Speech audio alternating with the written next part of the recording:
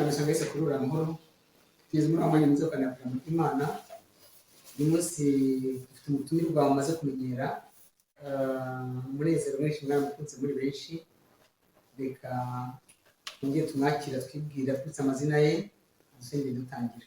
Good morning, good afternoon, good evening, whenever you following us. Ndabashuje rero mwaba muri hehe na hehe ariko ndabashuje. And so glad to be back again Nijwe nugaruka hano for another session. kugira ngo tujye twanire. My name is David Rutinduka, Nitwa David Rutinduka and it's always a pleasure to be able to share the word of God. kandi iteka n'umunezero ukanira kuja mu by'Imana. So let's begin again with a word of prayer. Reka rero dusenge tangiye dusenga Give thanks to God and invite His presence. tumushimira kandi tumuhamagara ngo aze tubane. Father God, we thank you Data turagushimiye for another opportunity to be able to share your word. ku mahirwe duhaye kongera kuvuga ku ijambo ryawe. We thank you that you are behind your word, O Lord God. Tuzi rwose turagushimiye ko uri inyuma y'ijambo ryawe ngo dusohoze. It is written, you sent your word and you healed them. Tuzi ko ijambo ryawe ryohereza rigakiza. And so we trust that even today, Turizera ko n'uyu munsi as we share your word, O Lord, ubwo twari ijambo ryawe we trust you to speak through us. turizeye ko utunyuramo ukavuga. We trust you to lead us, Holy Spirit. Turizera rwose ko mwuka utuyobora And we trust you to confirm your word with signs, wonders, and miracles. kandi turizera ko ijambo ryawe riri inyuma kugira ngo rikore ibitangaza. Thank you for touching your people. Turizera ko ukora ku bantu bawe For you know what they're going through. kuko uzi ibyo banyuramo, You know what are their needs. uzi ibyo bakeneye. Thank you for touching them. Turagushimiye ko wakoze And thank you for using us for your glory. kandi tugushimiye ko udukoresha kugira ngo In Jesus' name we pray. mu izina rya Yesu. Amen. Amina. Amen. Hallelujah. Hallelujah. Amen. Amen. I'm glad again to be able to share the word today again. Ni umunezero wo kongera kuganira ku ijambo ry'Imana. And so what we'll do, we'll continue with what we did last time. Turakomeza rero ku byo twaganiriye ubushize. We were talking about worry, Twaganiriye ku kintu cyo guhangayika.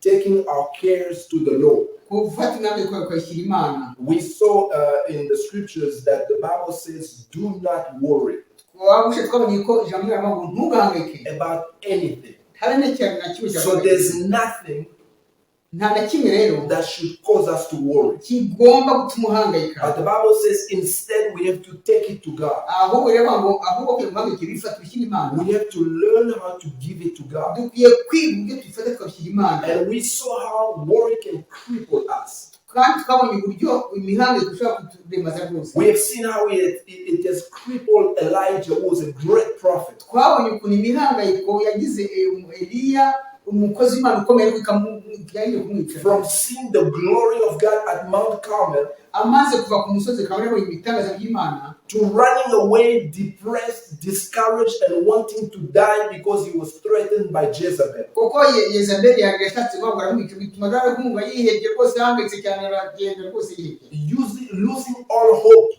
ibyiringiro byose biragenda. saying, I don't want to live anymore, let me die. Aravuga ati Imana singisha ko reka mpfe. Can you imagine a great man of God reaching that place of wanting to die instead of living? Ariko urabona umukozi w'Imana nkawe rwose avuye mu kimwa cye rero arashaka gupfa kugira ngo nta byiringiro Losing his joy.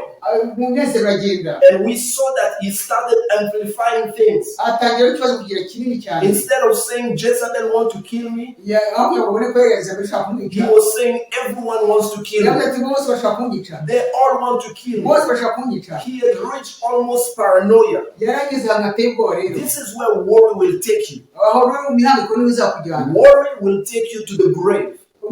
Imihangayiko izakujyana mu mva. So today I want to talk about how to deal with worry. Uyu munsi rero tugiye kureba uburyo wakwitwara mu mihangayiko. We have to understand how the enemy works, Turebe uburyo Satani akora using worry akoresha imihangayiko so that he can bring destruction. kugira ngo akwice. The Bible says the devil comes to steal, kill, and destroy. Bibiliya itubwira ngo umwanzi nta kintu cyamurekeye kwica no kwiba no kurimbura. But Jesus said, I have come to give life and give it in abundance. Ariko Yesu ati naje kuba ubuzima ndetse ubuzima bwuzuye The busendereye. devil wants to bring destruction. Satani ashaka kwica, Jesus wants to bring life. Yesu ashaka kuzana ubuzima. But the devil uses worry as one of his weapons. Satani akoresha imihangayiko nk'intwari ye imwe. So we want to see how he works. Reka turebe uburyo bikora. The first scripture that we're going to read is in 2 Corinthians chapter 10, Inyandiko ya mbere y'Bibiliya tugiye gusoma ni Abakorinto ba kabiri igice cya from kabiri verse 3 to 5. The Bible says, for though we walk in the flesh, we do not war according to the flesh. For the weapons of our warfare are not carnal, but mighty in God for pulling down strongholds. Kuko intwaro z'intambara yacu atari iz'abantu ahubwo imbere y'Imana zigira imbaraga zo gusenya ibihome no kwikubita hasi. Casting down arguments and every high thing that exalts itself against the knowledge of God, bringing every thought into captivity to the obedience of Christ. Dukubita hasi impaka n'ikintu cyose kishyiriye hejuru kurwanya kumenya Imana, dufata mu bitekerezwa mu mitima byose ngo tubigomorere Kristo. You know, the Bible says, even though we walk in the flesh, we have a flesh like everyone else. But we understand that our fight is spiritual. And our weapons are spiritual. And so we know how the enemy works. We know how he works in our minds. We know how he deceives to bring distraction. And so we learn how to break down everything that the enemy brings. The Bible says we bring every thought captive to the obedience of Christ. So we have to be intentional by doing that. Someone said somewhere this. He said you cannot stop birds from flying above your head, but you can stop birds from building their nest on your head.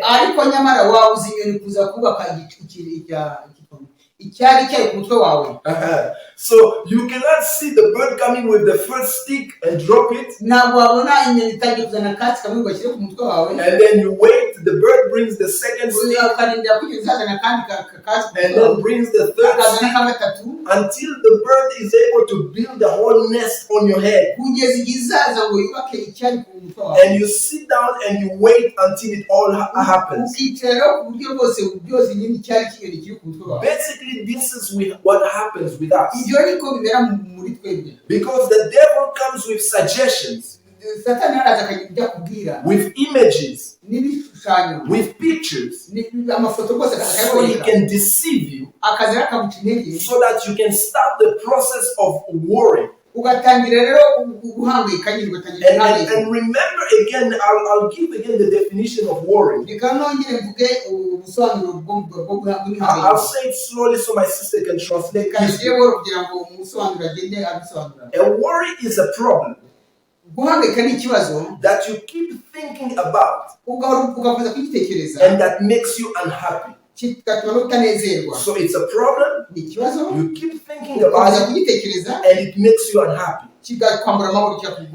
If you worry, you keep thinking about problems that you have and about unpleasant things that might happen. If someone or something worries you, or something, they make you anxious. Because you keep thinking about the problem or the unpleasant thing that might be connected with it. So it's the process of thinking. And remember, we've read in 2 Corinthians chapter 10, it says we bring down strongholds. We bring down imaginations. And we bring every thought captive to the obedience of Christ Jesus. One example is how the devil deceived Adam and Eve. God told them to eat every fruit except one fruit from a certain tree. The devil came and deceived Eve. He said, no, this tree is not the problem. But God knows if you eat of it, of the fruit, you shall become like God. They were created in the image of God. God, now the devil is saying, no, if you eat this, you will become like God. They were already like God. Go read the scriptures in Genesis. And you'll see the Bible says, Eve looked at the fruit, now looked at it differently. And she started feeling that the fruit was good to bring something else. Because now she was thinking about what the devil told her. And the Bible says, finally, after thinking, after picturing, she looked at the fruit and saw it in another way. And so surely this fruit is going to do good to us. And then she took the fruit after thinking, deep thinking, she chose to eat it. We know what happened. Instead of becoming like God, they almost became like animals. Because all they could feel was their body. Because their spirit died. And they could only feel the body. They started getting fear. They started feeling that they're naked. So, and they tried to cover themselves. They didn't know fear. Or they didn't know in the past. They didn't know. They didn't know worry. They were happy. They were joyful. They had a relation with God. God was sufficient to them. Everything was beautiful. But suddenly, they started feeling fear. They started feeling that things are not enough. And they had to run to hide. This is where the devil was taking them. And we know that Jesus is the one who redeems us. But the devil uses the same cycle to bring us down. I want to give you another example in the Bible so you can see how the devil works. You know the story of David and Goliath. The Bible says one day that the Philistines and the children of Israel were facing each other for war. And then as they were getting ready to fight, one man came out of the ranks of the Philistines. He was a giant, Goliath. And the Bible says he started insulting the army of Israel. He started threatening them. I believe at that point they could still fight him. But the Bible says for 40 days, Goliath was coming day after day taunting them. And so each one of them were moving back, talking to each other and saying, have you seen that giant? Have you seen how he looks like? And fear was growing into them. To the point that from the king to the lowest ranked soldier, everyone was paralyzed. No one could even think of fighting that man. Because they knew in their mind this man is invincible. Because of how they were thinking about the problem. But then you know David came into the situation. He had not planned that. As he was talking to his brothers, he was sent by his father to bring food to his brothers. As he was talking to his brothers, Goliath came out. He started insulting the children of Israel. When David heard that, he was not in the mindset of the others. He was shocked. He said, how can this guy insult the army of Israel? And all of you are just watching. He said, I'm going to kill this guy. And people tried to speak into him, to discourage him, to explain to him, no, you're not thinking properly. Because the reality is people want you to think of the problem and think of it until you are paralyzed.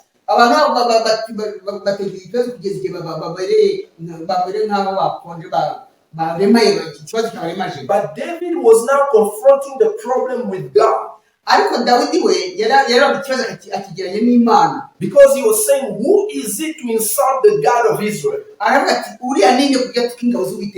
then he went finally to the king. The king also tried to convince him. But he told the king, King, you don't understand. I've seen what God can do.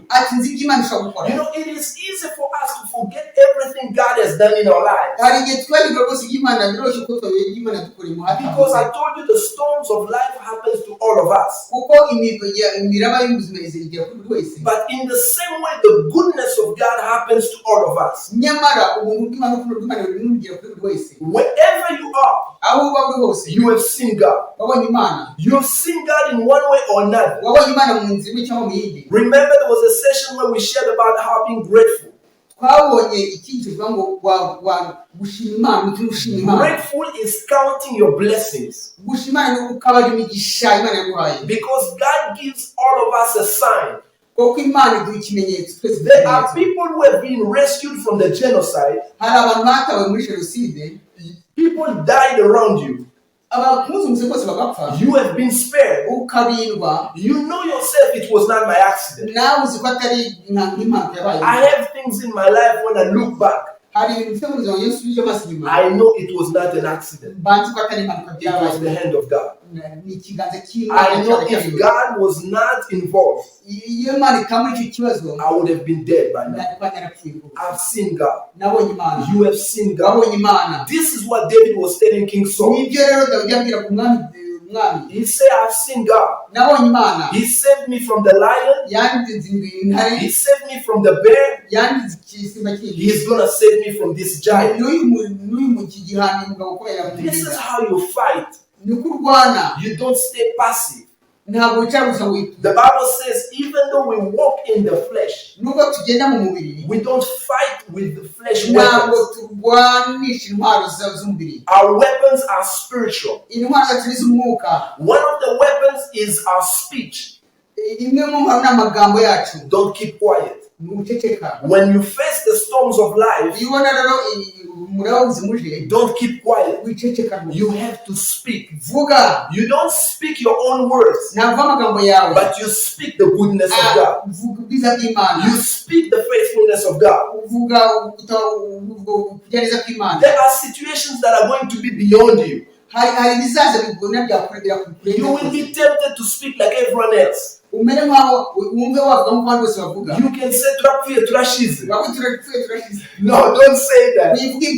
Find a way to bring glory to God. Find a way to bring God into the picture. One day Abraham faced such situation. God asked him to offer his son. As he was taking his son for sacrifice, the son asked him a question. They said, God, Father, I see the fire. I see the wood. Where's the sacrifice? Do you realize the weight of that question to a father? It was beyond understanding. Instead of Abraham starting saying a lot of things to his son, no, God moves in mysterious ways. No, you know, some people will say, no, God is mysterious. We don't understand God. People start becoming philosophical. No, he said a simple thing. He said, my son, God will provide. God will provide. I don't know how, I don't understand, but God will provide. And sure enough, God provided. And Abraham said that his name is Jehovah Jireh.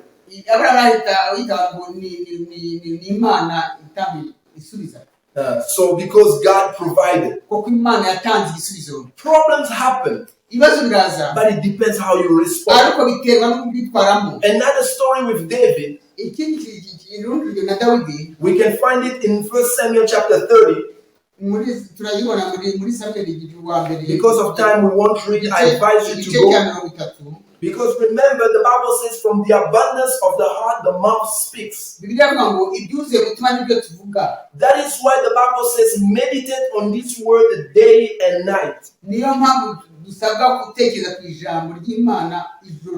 That was the secret God gave to Joshua when he had to replace Moses. Because it was a great responsibility for Joshua to replace Moses. And so he was wondering, what should I do? God told him in Joshua chapter 1 verse 8. He said, meditate upon this word day and night. Because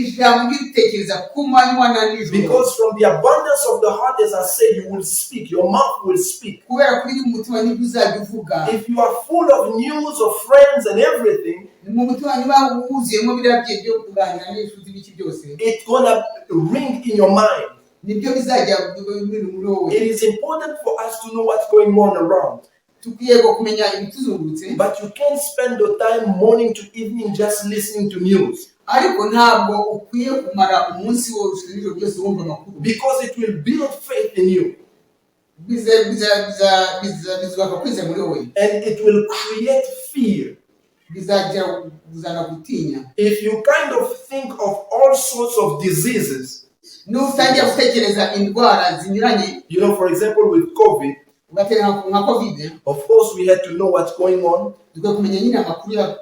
But some people were following the news until they were paralyzed in the house. And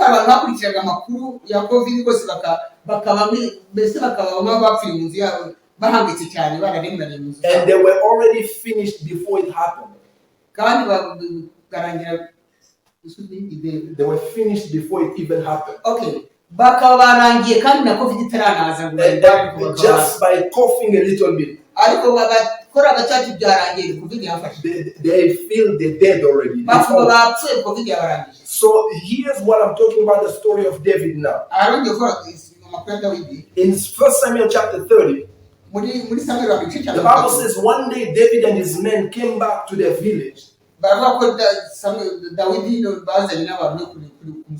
they got into the village, they found that the village was burned.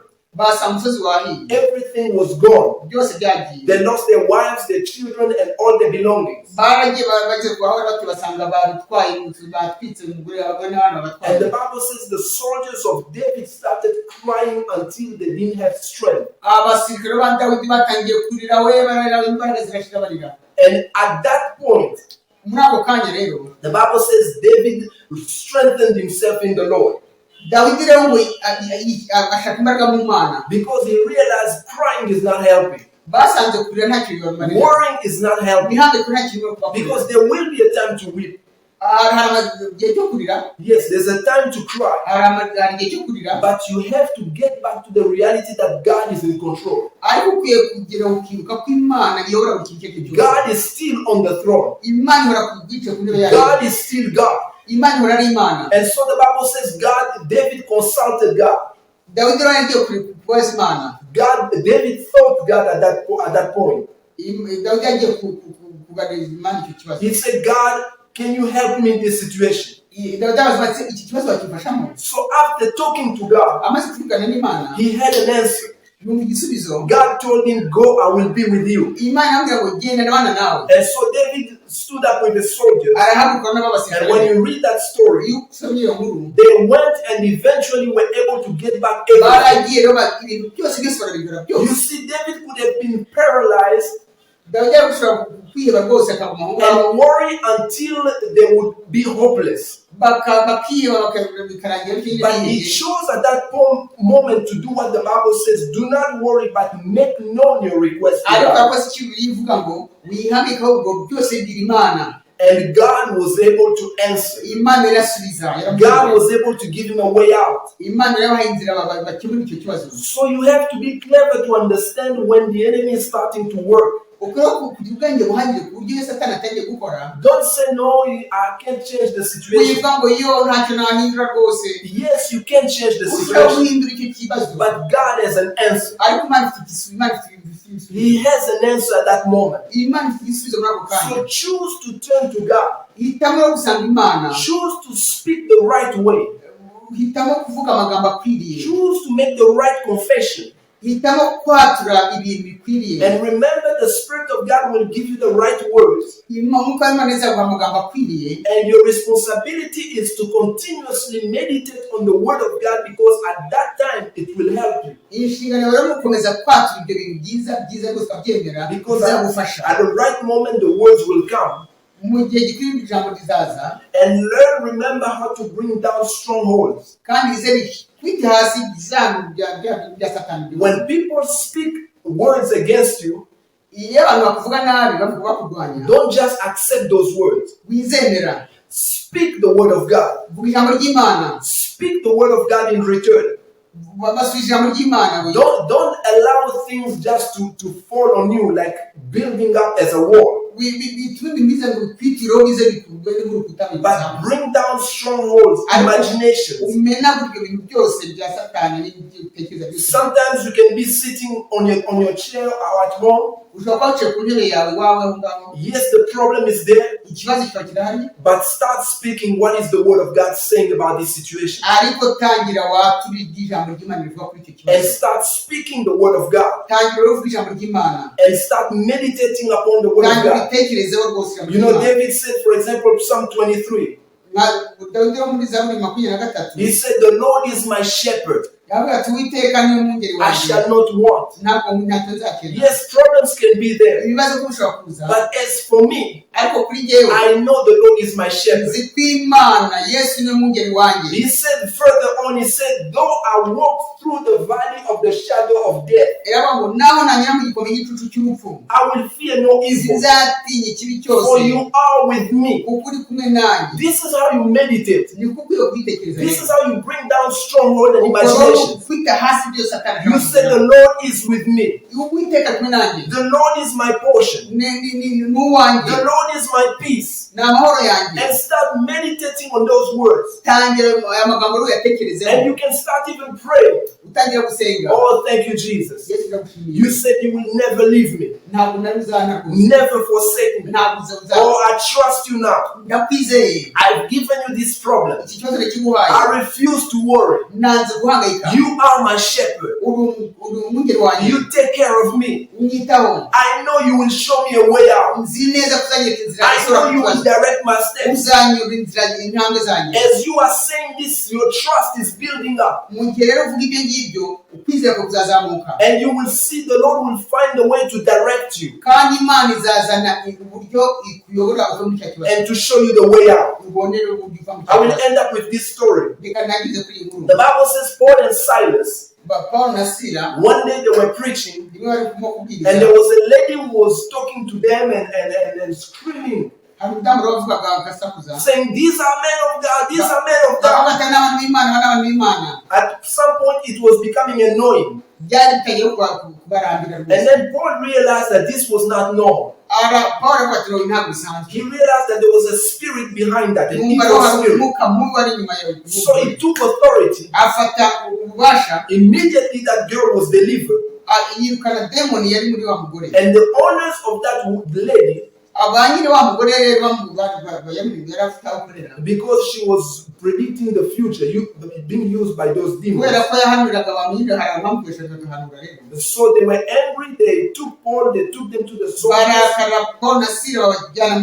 So the soldiers beat them up without even asking questions. And they threw them in the dungeon, which is underground. So Paul and Silas were in a hopeless situation. Because they could have died, and no one would have known where they were. because they had no connection in that city. And Paul and Silas could sit down and say, man, this is the way it is. They could have started mourning and complaining. And they could have slept being desperate. And knowing that, man, we're going to die. I think tomorrow we are going to die. Poor me. Oh, I am miserable. But this is what they did in turn. The Bible says at midnight, they realized, no, this is not how it should be. There is a God. No matter if we die or not, we belong to God. We are full of hope. Let's talk to God right now. So they began to talk to God. The Bible says the prisoners heard them talking to God. So they were praying to God. Thank you, God, you made us your servants. We were able to preach the gospel. Even now we know you are with us. Our lives are in your hands. We trust you, God. And the Bible says they began to sing. They began to sing. As they were singing, as they were worshiping, the Bible said the glory of God revealed itself in that place. The chains fell down. The doors opened up. Revival started in jail. So that is why God says, don't worry, but make known your request. The Apostle Paul wrote this 2 Corinthians chapter 10. He said we don't walk after the flesh, but our weapons are mighty through God. We pull down strongholds. We bring every thought captive to the obedience of Christ Jesus. This is what they did exactly in jail. They started praising God. They started worshiping God. And all the walls came down. And they were free. And the glory of God was revealed. So I encourage you right now, whatever situation you may be facing right now, whatever problem you may be facing now, you have a God in heaven. He loves you. He cares for you. He may not answer the way you want, but sure enough, He has a plan. He said, I know the plans I have for you in Jeremiah. Plans to prosper you and not to harm you. Plans to give you hope and a future. The Bible says He is the same yesterday, today, and forever. If you choose today to take your worries, to take your cares, and give it to God and receive His peace, you will see the glory of God. God will lead your steps. God will show you the way, and you will see the greatness of God. So let's close in prayer. And I want to invite you as we close to turn your heart to God. I want you first of all to take a time and just repent. Because the reality is, it's a choice to worry. Because it takes time to worry, to think continuously. And you may have been worrying about the situation. I want you to repent right now. And I want you to give it to God. And I want you to receive His peace right now. And also, if you have never given your life to Jesus, I want to give you also an opportunity. We are going to pray right now. Let's bow our heads and pray. First of all, I want to pray for those who have never surrendered their life to Jesus. You know in your heart that this is what you need to do right now. The Bible says, I'm standing at the door of your heart. If you open your heart, I will come in. If you are there, I want to give you this opportunity. I invite you to say this prayer after me. Say, Lord Jesus, I surrender my life to you. I acknowledge that I'm a sinner and I need a Savior. Come into my heart. Be my Lord. Be my Savior. Direct my life. Thank you for saving me.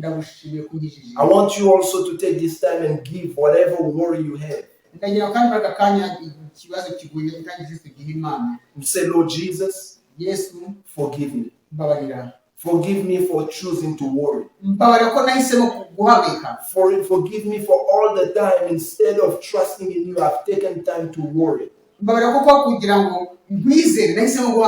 Forgive me, Lord. I give you right now. Whatever the problem is, you can give it to the Lord right now. I give it to you, Lord. Let me pray for you. Father, I thank you. You sent your word. And I know, as it is written, your word will not return to you void. But when you send your word, you send it to fulfill the purpose for which you sent it, which is to bring healing, to bring the answer. So you know your people where they are. Whatever they're going through right now, I know you knew it from the very beginning. For you know the end from the beginning. And I pray, Father God, that you may guide their steps to the way out, to the solution that you have planned for them. Thank you for leading them. Thank you for guiding them. I speak your peace over your people right now, in the name of Jesus Christ. And I take authority right now, and I bring down every stronghold, every imagination, all the lies of the enemy against their lives. I bring it down in the name of Jesus Christ. And Holy Spirit, I pray, have your way. Lead them and guide them. And thank you for touching your people. We thank you for the answers. In Jesus' name we pray. Amen. Amen. God bless you. Amen.